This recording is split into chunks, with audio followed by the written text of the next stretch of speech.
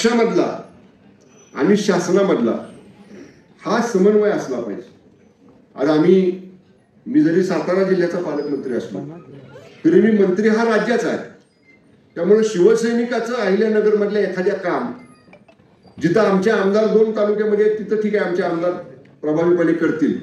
पण जिथं आपले आमदार नाही तिथं जर एखाद्या पदाधिकाऱ्याचं काम अडलं तिने जायचं कोणाकडे? ते जिल्हा प्रमुखाकडे जाईल, जिल्हा प्रमुख प्रयत्न करतील, पण त्यातून नाही झालं तर शेवटी कुणीतरी शासन स्तरावरनं आमच्या पदाधिकाऱ्याची दखल घेणारा सरकारमधला मंत्री पाहिजे. त्याच्यासाठी म्हणून संपर्क मंत्री आदरणीय एकनाथजी शिंदे साहेबांनी या ठिकाणी आम्हाला दिलेला आहे. मी आमच्या जिल्ह्यात सातारा जिल्ह्यामध्ये तर ही पद्धत गेली 10 वर्ष झाली, मी आमदार झाल्यापासून ही पद्धत ठेवलेली आहे. पण मी सांगलीला गेलो मागच्या 8 दिवसापूर्वी आणि मी सांगली जिल्ह्यामध्ये सुद्धा सांगितलं, तिथं आपले एकच आमदार आहे सुहासभाई, इथं तरी 2 जण आहेत. पण मी सांगितलं की आमदार साहेबांच्या स्तरावरती तुम्ही सगळ्यांनी पहिल्यांदा आमदारांना तुम्ही तुमचं काम जिल्ह्यातलं सांगा. एखादा दिवस 15 दिवसातला महिन्यातला आमदार साहेब ठरवतील त्यांच्या कार्यालयातला की जिल्ह्यातनं येणाऱ्या शिवसैनिकाचं गाऱ्हाणं ऐकून घ्यायचं, त्याचं निवेदन स्वीकारायचं. ते महसूलकडे असेल, बांधकामकडे असेल, विद्युत विभागाकडे असेल, कृषीकडे असेल, जलसिंचनकडे असेल, शिक्षणकडे असेल, आरोग्याकडे असेल, पाणी पुरवठाकडे कुठे असू दे, कुठल्या विभागाशी आमदार साहेबांचं पत्र जोडून ते निवेदन त्या विभागाकडे गेलं पाहिजे. आमदारांच्या पीएने त्याचा खाली फॉलोअप घेतला पाहिजे. हे आपले आमदार मंडळी करतातच, त्याच्याबद्दल दुमत नाही.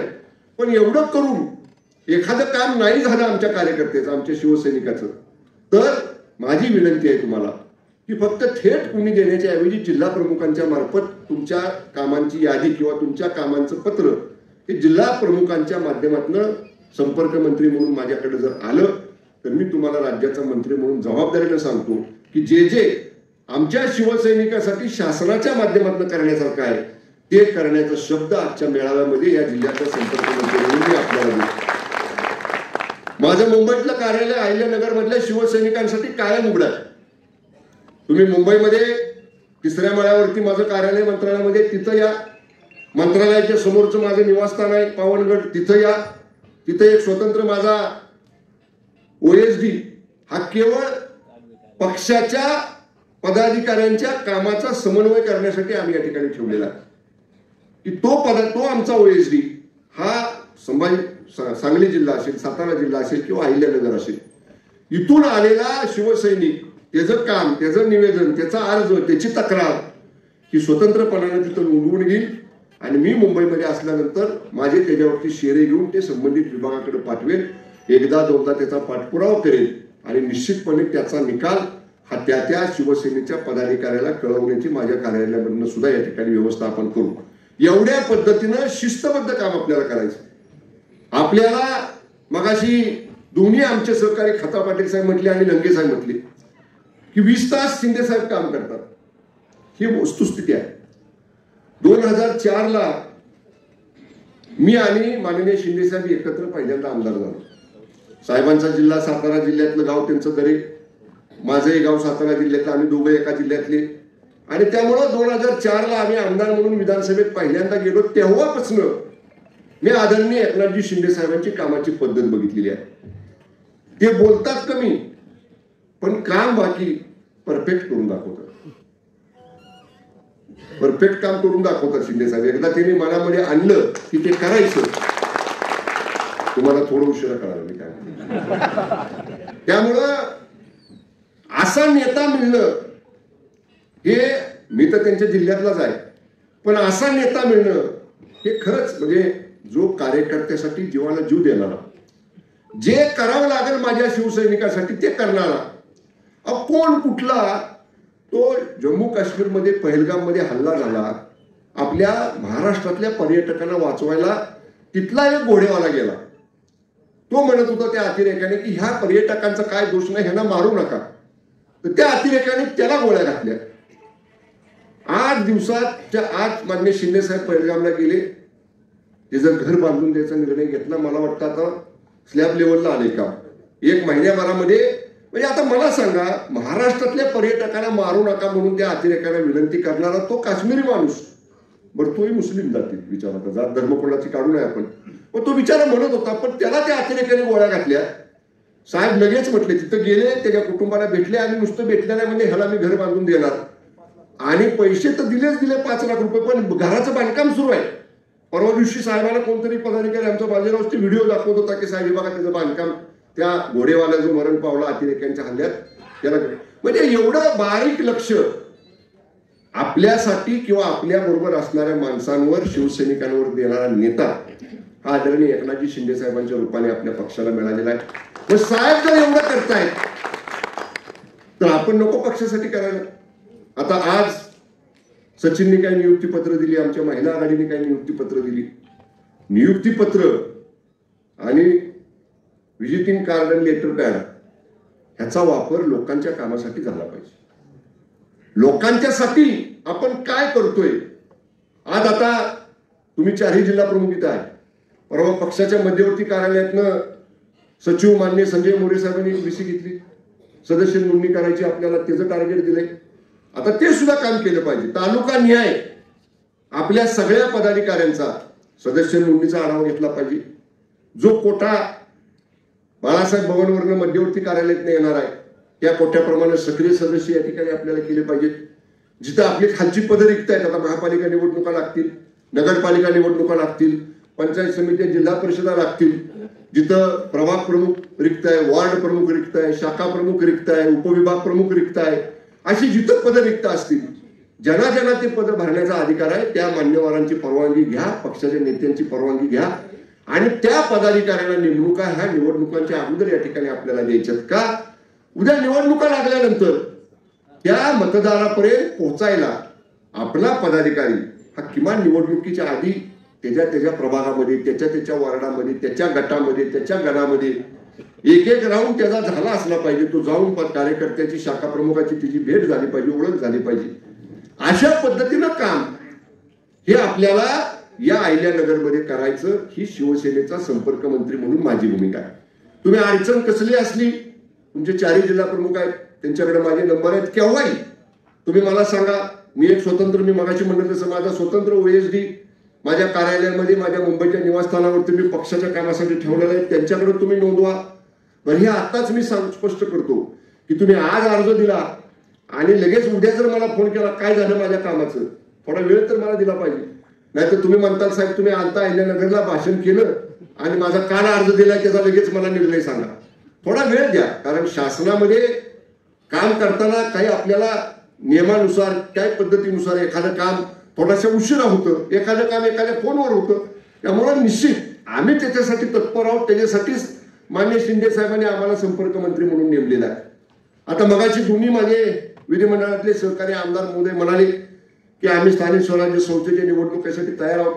आपल्या सगळ्यांनी आपला पक्ष अधिक मजबूत करायसाठी महायुती आपली आहे त्याच्याबद्दल दुमत नाही. तर पत्रकार लगेच म्हणतील की शिवसेनेचे संपर्क मंत्री आले आणि महायुतीबद्दल काहीच बोलले नाही. असं नाही.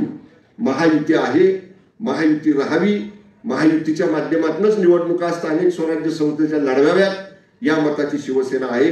पण मी मगाशी सुद्धा पत्रकारांनी विचारलेल्या प्रश्नाला उत्तर देताना सांगितलं की महायुतीची जी राज्याची समन्वय समिती आहे त्याच्यामध्ये ह्याच्यावर प्राथमिक चर्चा झाली. समन्वय समितीमध्ये 2 सदस्य भाजपचे, 2 सदस्य शिवसेनेचे, 2 सदस्य राष्ट्रवादी काँग्रेसचे आहेत. आम्ही याच्यावर बऱ्याच चर्चा केल्या आणि त्याच्यानंतर आता समन्वय समितीचं मत या 3 नेत्यांच्या समोर, मान्य शिंदे साहेबांसमोर, मान्य फडणवीस साहेबांसमोर, मान्य अजितदादांच्या समोर मांडलं जाईल. कारण हे 3 जण शेवटी निवडणुका कशा लढवायच्या याचा निर्णय घेण्याचे अंतिम अधिकार या 3 नेत्यांना, शिंदे साहेबांना, फडणवीस साहेबांना, मान्य अजितदादांना ते ठरवतील आणि निश्चितपणे त्याची अंमलबजावणी करण्याची जबाबदारी आमची सगळ्यांची असेल. आता पालकमंत्री म्हणून सातारा जिल्ह्यामध्ये मी काम करतो. भाजपचे 2 मंत्री आहेत, राष्ट्रवादी काँग्रेसचे 1 मंत्री आहेत आणि इतर 2 आमदार भाजपचे आहेत. पण आम्ही जो काय कोटा, जे काय सूत्र समन्वय समितीनं निधी वाटपाचं ठरवून दिलेलं आहे त्याप्रमाणे पालकमंत्र्याच्या अधिकारात ठराविक निधी हा पक्षाच्या पदाधिकाऱ्यांना मी तर सातारा जिल्ह्यामध्ये देत असतो. तशीच चर्चा आमची वर देखील समन्वय समितीत झालेली आहे. आपल्याकडं आमदार साहेबांच्या कामाची अडचण नाही. आमदार साहेबांना त्यांच्या मतदारसंघातल्या कामासाठी निधी मिळत जाईल. पण उद्या महानगरपालिकेचे काही विषय आहेत, नगरपालिकेचे काही काम आहेत, ग्रामीण भागातली कुठली काही काम आहेत तर ती त्या जिल्हा प्रमुखाच्या मार्फत जर तुम्ही संपर्क मंत्री म्हणून माझ्याकडे दिलीत तर जरुरी अहिल्यानगरचे जे मान्य पालकमंत्री महोदय आहेत त्यांच्याशी मी स्वतः बोलेन. आणि जसं साताऱ्यामध्ये मी शिवसेनेचा पालकमंत्री म्हणून जसं भाजपच्या किंवा राष्ट्रवादी काँग्रेसच्या पक्षाच्या पदाधिकाऱ्यांना सुद्धा काही निधी देतो, तसा या जिल्ह्यामध्ये सुद्धा भाजपच्या माननीय पालकमंत्र्यांनी शिवसेनेच्या सुद्धा पदाधिकाऱ्यांना जिल्हा नियोजन मंडळाला निधी द्यावा याच्यासाठीचा प्रयत्न संपर्क मंत्री म्हणून मी जरूर आपल्या माननीय पालकमंत्री साहेबांच्याकडे या ठिकाणी करेन. जिल्हा कमिट्यांचा कोटा येणार आहे, तालुका कमिट्यांचा कोटा येणार आहे. पण माझी बाबूशेठ तुम्हाला असेल किंवा शिंदेशेठ तुम्हाला असेल, तुम्ही आता कमिट्यांची नावं जेव्हा देताल संपर्क मंत्र्याकडे, त्याने शाखा नेमल्यात का सगळ्या बघा, त्याचे प्रभाग प्रमुख नेमलेत का बघा, त्यांनी सभासद नोंदणी केली का बघा. नाही तर माझ्या जवळचा एक नाव, बाबूशेठच्या जवळचं दुसरं नाव, सचिनच्या जवळचं तिसरं नाव, नाही तर आणि कुणाला आवडतंय म्हणून चौथं नाव, अशी नावं देण्यापेक्षा जो खरंच खाली काम करतोय, मी साताऱ्यामध्ये तेच करणार आहे. आणि मागच्या 5 वर्षामध्ये सुद्धा साताऱ्यामध्ये मी तेच केलं. मी सांगलीमध्ये सुद्धा आमदार आपले सुहासभाई होते, त्यांच्यात एकच सांगितलं की आपण सगळ्यांनी मिळून जो संघटनेसाठी काम करणार आहे, बरं आम्ही असं म्हणत नाही पक्षाचे नेते म्हणून की घर प्रपंचावर बाजूला ठेवा, 12 महिने 24 तास तुम्ही संघटनेचं काम करा. आठवड्यातले 2 दिवस द्या. तुमचा उद्योग तुम्हाला आहे, तुमचा व्यवसाय तुम्हाला आहे, तुमचं पोटपाणी तुम्हाला आहे, ते सगळं तुमचे व्यवसाय उद्योग काम धंदा सगळं करून आठवड्यातले 2 दिवस तुम्ही पदाधिकाऱ्यांनी पक्षाच्या कामासाठी दिले पाहिजे. एवढी माफक अपेक्षा आमची आहे. आपल्याला जर खरंच कालच्या विधानसभेला 2024च्या विधानसभेला मगाशी पत्रकारांशी बोलताना मी सांगितलं की आम्ही 80 जागा लढलो धनुष्यबाणाच्या चिन्हावर विधानसभेच्या. आदरणीय एकनाथजी शिंदे साहेबांच्या नेतृत्वाखाली 61 जागा आम्ही निवडून आणले. म्हणजे जर एवढ्या मोठ्या प्रमाणामध्ये लोकांनी शिंदे साहेबांच्या नेतृत्व धनुष्यबाणाच्या चिन्हाखाली हे कालच्या विधानसभेला स्वीकारलेले, त्याचं कारण 2.5 वर्ष मुख्यमंत्री म्हणून आदरणीय शिंदे साहेबांनी केलेलं काम मी जवळनं बघितलं. मी मगाशी मुद्दाम सांगितलं की 2004 पासून मी साहेबांच्या बरोबर आहे. साहेबांनी आमदार बरोबर झालो, फक्त 5 वर्ष मला रजा होती. 2009 मध्ये माझा पराभव झाल्यामुळे एक 5 वर्षाचा गॅप पडला, नाही तर सलग मान्य साहेबांनी विधानसभेमध्ये बरोबर आहे. इतकी मेहनत घेणारा मुख्यमंत्री, अहो त्या वर्षा बंगल्याची दारं अगदी डायनिंग हॉल पर्यंत सगळ्यांना उघडी असायची. कुणी या आणि आज थेट साहेब जिथं बसले असतील तिथं जायचं, अर्ज द्यायचं की साहेब त्याच्यावर सही करायची, लगेच त्याचं काम करायचं. म्हणजे एवढा सहजगत्या उपलब्ध होणारा मुख्यमंत्री हा मान्य शिंदे साहेबांच्या रूपानं महाराष्ट्राने या ठिकाणी पहिल्यांदा बघितला. आज आपल्याला सगळ्यांना पक्ष वाढवायचा आहे, शिंदे साहेबांचे हात बळकट करायचे आणि शिंदे साहेबांचं नेतृत्व हे निश्चितपणानं अधिक मजबूत ही करण्याची जबाबदारी आता तुमची आमची सगळ्यांची आहे. आणि म्हणून मी एवढंच सांगेन आपल्याला की माझे संपर्क मंत्री म्हणून ती जबाबदारी आहेच. माझे दोन्ही सहकारी मान्य खताळ पाटील साहेब आणि मान्य लंगे साहेब तर माझ्या बरोबर हातात हात घालून जिल्ह्यामध्ये काम करतीलच. ते सुद्धा 1-1, 2-2 विधानसभा मतदारसंघ जिल्ह्यातले अधिकची जबाबदारी म्हणून घेतील. शेजारचा तुमच्या कुठला आहे, त्याच्या शेजारचा कुठला आहे, तिथल्या तालुका प्रमुखांनी कुणाकडे यायचं, काय काम सांगायचं, कुठल्या कलेक्टरला फोन लावायचा, प्रांताला फोन लावायचा, PI ला फोन लावायचा आहे. कारण शेवटी आमदार साहेबांच्या बाबतीत सुद्धा आमदार साहेबांनी स्वतःचा मतदारसंघ तर बांधलाच पाहिजे, पण आपल्या सुद्धा सहकार्याला, शेजारच्या आपल्या तालुक्याच्या शेजारच्या सहकार्याला पक्षातल्या मदत करण्याची भूमिका ते दोघं माझ्या बरोबरीनं काम करतील, याच्याबद्दल कुठलंही दुमत नाही. अधिकाऱ्यांच्या बाबतीत मी जरूर पालकमंत्र्यांची आपल्या इथल्या बोलेन की आमच्या शिवसैनिकांना मदत झाली पाहिजे. शिवसैनिकांची जी जिल्हा स्तरावरची कामं असतील आमच्या आमदार साहेबांकडून जी येतील ती जिल्ह्यातल्या शासकीय अधिकाऱ्यांनी सुद्धा त्याचा सहानुभूतीने विचार करून ती सुद्धा मार्गी लावली पाहिजेत. अशा पद्धतीनं हा पहिला मेळावा आपला आहे. ही माझी काम करण्याची पद्धत असणार आहे. निवडणुकीच्या अगोदर किंवा आधीमध्ये आता अधिवेशन लागेल आपलं पुढच्या मला वाटतं 15 दिवसानंतर, त्याच्यानंतर जरूर परत मी आढावा घ्यायसाठी येणार आहे. हा आपल्याला संपर्क मंत्र्याची कामाची काय पद्धत आहे ते मी सांगितलं. आम्ही तुमच्याकडनं काय अपेक्षा केल्यात संघटनेकडनं, संघटनेच्या पदाधिकाऱ्यांकडनं ते सांगितलं. आता ती कितपत सत्यात उतरले, कितपत ते या ठिकाणी पूर्ण झाले, त्याचा विधानसभा किंवा तालुका क्षेत्र न्याय एक बैठक लावून नंतर मी अहिल्यानगरमध्ये आल्यानंतर जरूर त्याचा आढावा घेऊ. पण मी जरूर जाता जाता एवढंच सगळ्या पदाधिकाऱ्यांना सांगतो की शिवसेना, भारतीय जनता पक्ष, राष्ट्रवादी काँग्रेस पक्ष ही जी महायुती ही राज्यामध्ये आज शिंदे साहेबांच्या, फडणवीस साहेबांच्या, दादांच्या नेतृत्वाखाली काम करते. ती महायुती तर आहेच आहे, पण त्या महायुतीतला आपला पक्ष, आपल्या पक्षाची ताकद, वंदनीय हिंदू हृदय सम्राट स्वर्गीय शिवसेना प्रमुख आदरणीय बाळासाहेब ठाकरे साहेबांनी दिलेले आपल्याला ज्वलंत हिंदुत्वाचे विचार आणि आदरणीय शिंदे साहेबांच्या नेतृत्वाखाली आपण गेल्या 2.5 वर्षात साहेब मुख्यमंत्री असताना आणि आता उपमुख्यमंत्री असताना केलेलं काम, या सगळ्याच्या जोरावर मान्य शिंदे साहेबांचं नेतृत्व राज्यात अधिक भक्कम करण्यासाठी आपण सगळ्यांनी शिवसेना वाढवण्याचं काम, घराघरामध्ये शिवसैनिक तयार करण्याचं काम, प्रत्येक मनामध्ये शिवसेनेचे विचार रुजवण्याचं काम आपण सगळ्यांनी करूया, एवढाच या निमित्तानं आपल्याला आग्रह करतो, एवढीच आपल्याला या निमित्तानं विनंती करतो. पहिल्याच दौऱ्यामध्ये मी आलो आणि एवढा उत्साह आपल्या सगळ्यांच्या मध्ये होता.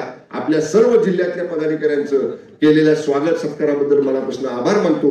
विधिमंडळातले आमचे दोन्ही सहकारी जरी पहिल्या टर्मचे आमदार असले तरी पाठपुराव्याला कमी पडत नाहीत. गेल्या 6 महिन्यामध्ये मी ते बघितलंय, कारण बऱ्याच वेळा माझ्याकडे पण येतात.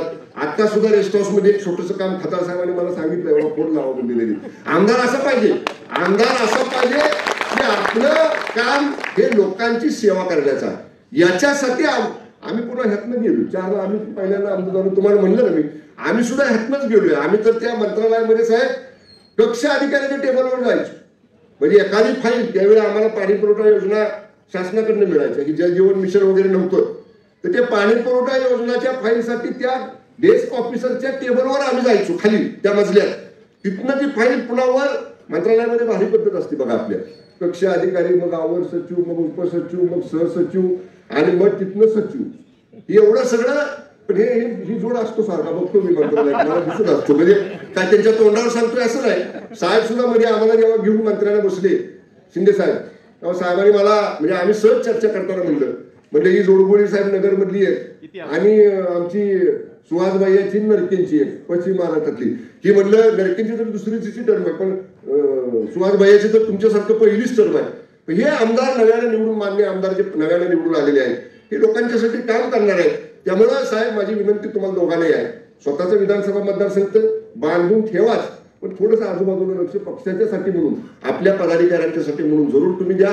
आणि जिथं तुम्हाला कुठं अडचण येईल तिथं राज्याचा मंत्री म्हणून हा शंभूराज देसाई अहिल्यानगरच्या शिवसैनिकाच्या पाठीशी ठामपणे उभा आहे, एवढा विश्वास या ठिकाणी व्यक्त करतो आणि थांबतो.